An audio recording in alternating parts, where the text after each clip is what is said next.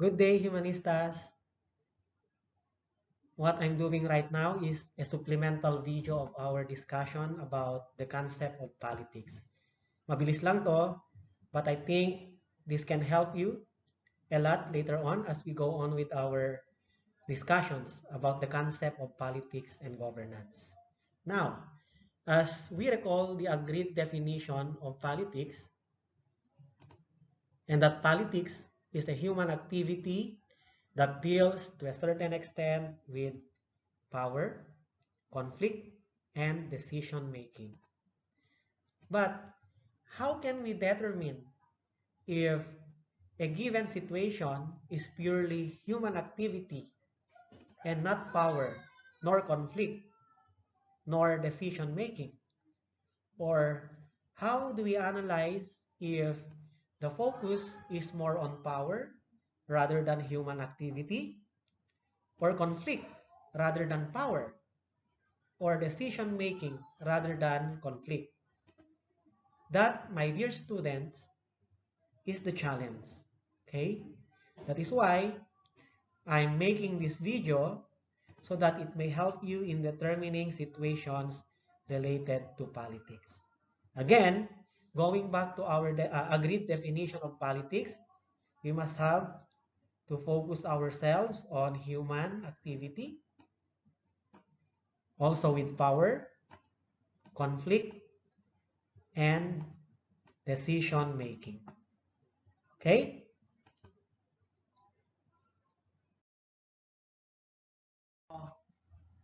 How do we determine if politics refers to human activity only?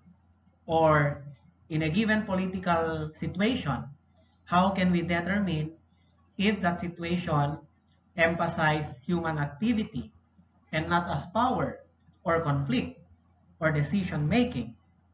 Okay? So let us look into the given situations.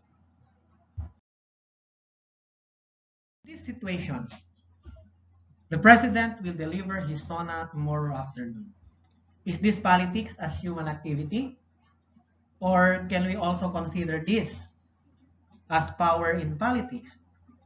What do you think? Now, to determine whether the situation is an example of politics that refers solely as human activity, we need to analyze if the situation manifests purely human activity. Okay? So in the given example, it is purely human activity. Why? Because we cannot see that the president is using his power to someone to do something. And we cannot also see that there is a manifestation of conflict. But we cannot see that there is conflict needed to be resolved, nor a decision making to decide on something. Okay? So this given situation or political activity is an example of politics as human activity.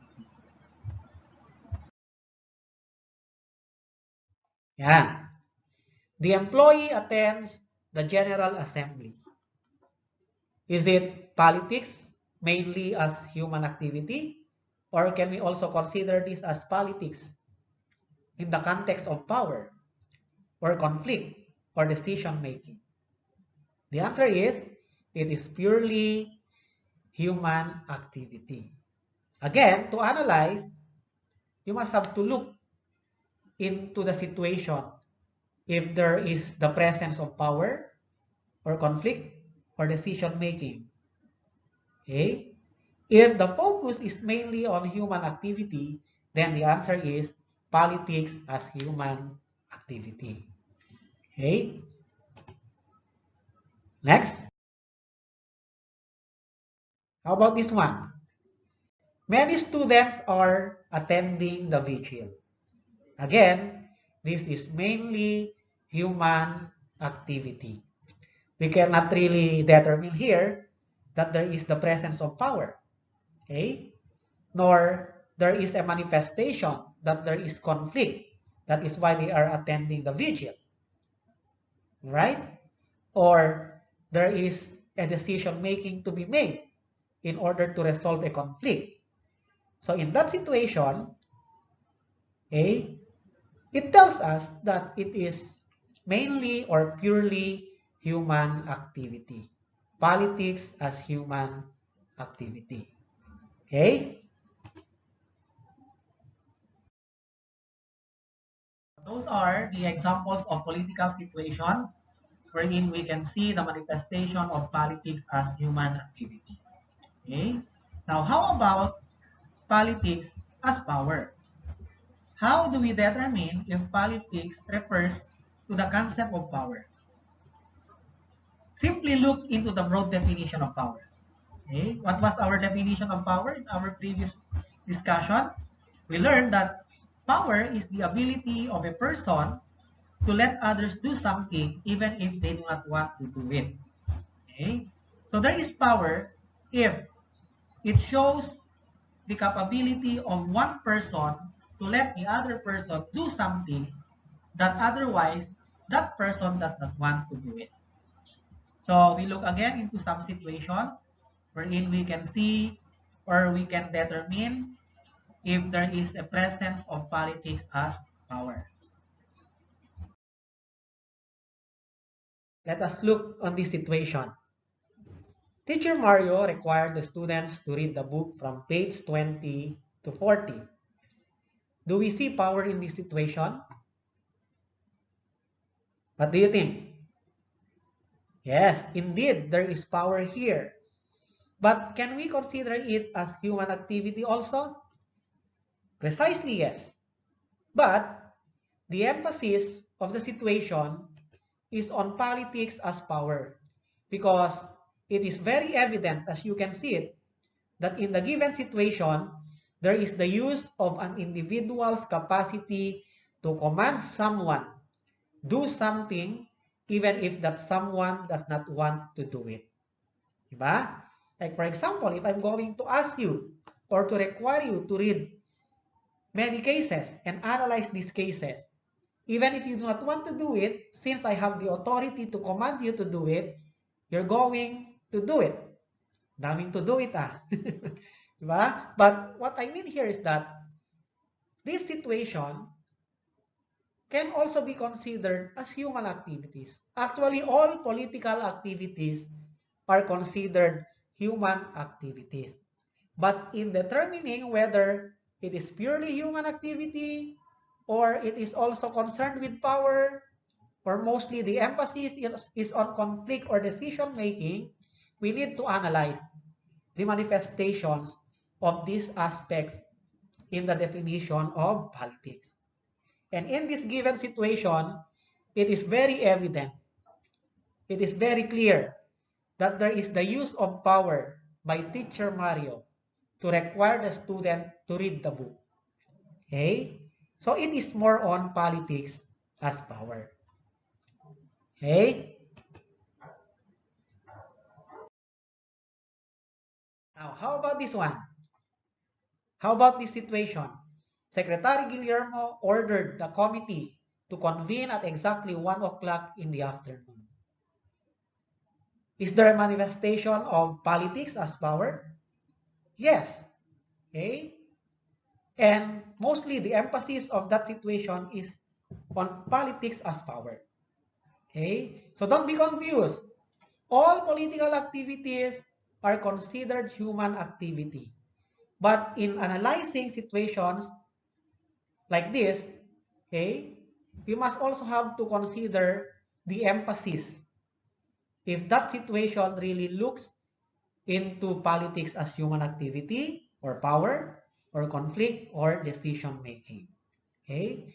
In politics as power, the key terms that you must have to look into are the following. When you see the terms command or commanded, ask or ask, require or required, ordered, authorize, go, to, obligate or obligated, compelled.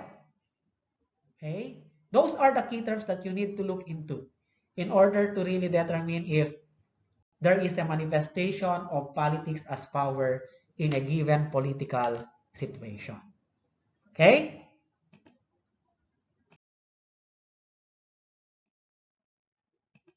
Yan. Now, how about politics as conflict? How do we determine if there is politics as conflict in a given situation? Again,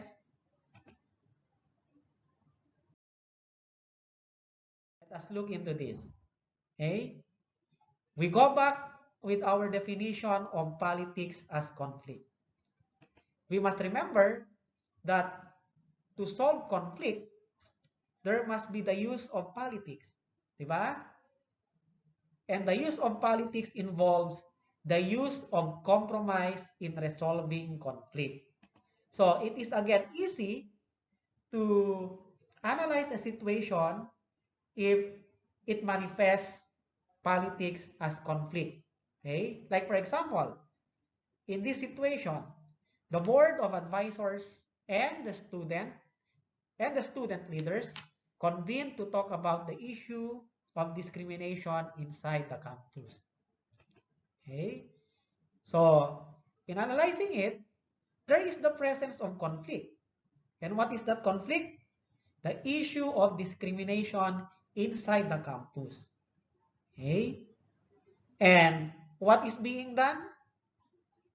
In order to come up with a solution to the problem or conflict of discrimination inside the campus, there is a meeting between the advisors and the student leaders.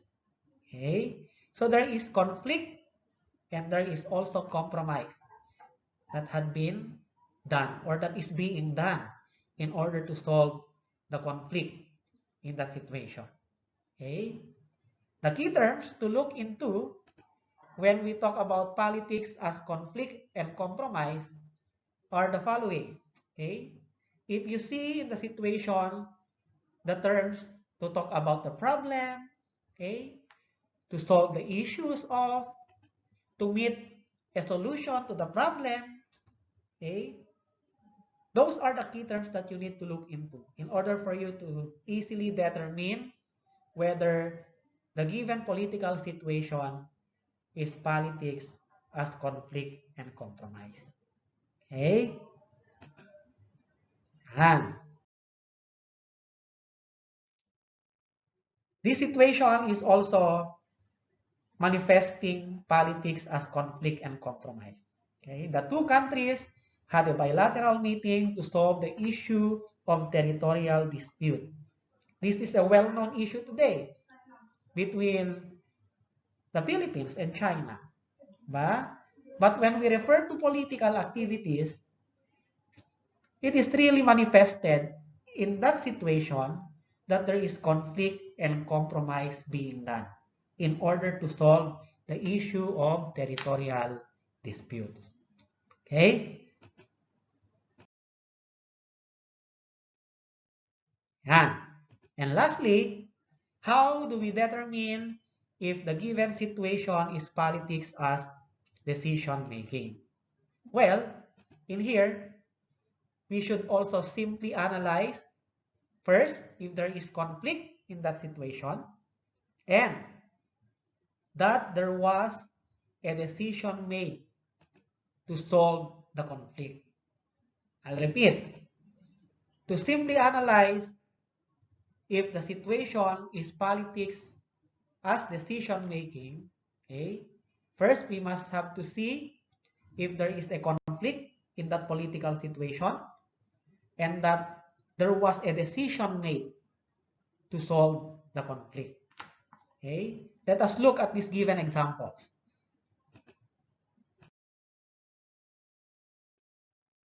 Yan. The Congress impeached the president. Can we consider the situation as decision making in politics? Yes, there is a conflict, okay, and that there is also a decision made to end the conflict. Okay, but you can also question, sir, can we consider also the situation as power in politics too? Indeed, yes. But again, we should have to determine the emphasis of the situation. Is it more on power or more focused on decision making? And in that situation, the emphasis is on decision making. Okay? Although power is in politics is also manifested in that given situation. But mostly the focus is as decision making. Because there was already a decision made, okay, in order to solve the conflict. And the decision made is to impeach the Chief Justice. Okay? How about this one? The people had chosen Batumbakal as their mayor. Napakadali, di ba? You just have to look into the terms. Chosen. There is a decision made. Okay? The people already decided that Batumbakal will be their mayor. Okay? Meaning to say, Mayor Batumbakal won the election. And he won the election because the people decided to vote for him, okay, as their mayor of their municipality. So there is decision making in politics. Yan. And lastly, to, very prominent siguro sa inyo tong ganitong klaseng example. Okay? The Committee on Discipline decided to give suspension or sanction to the violation of a student. Okay? Again, you look for the key terms. Diba? Decided. Yan. So, there is a conflict. Okay? And what is that conflict? An erring student. Okay? A student who violated the policy. Okay? Siyempre, alam nyo, major offense to kasi suspension ang naging hatol ng Committee on Discipline. They decided to give suspension to the violation made by the student. Okay? There is a conflict, but the focus is more on politics as decision making because they already decided, okay, to solve the problem, the conflict, okay, that a student had violated the policy of the school. Okay? Yan. So, thank you. I hope this video will also help you a lot, especially when we will have assessments, okay, about the concept of politics. Thank you for listening. Again, see you next week. Good luck and God bless. Bye.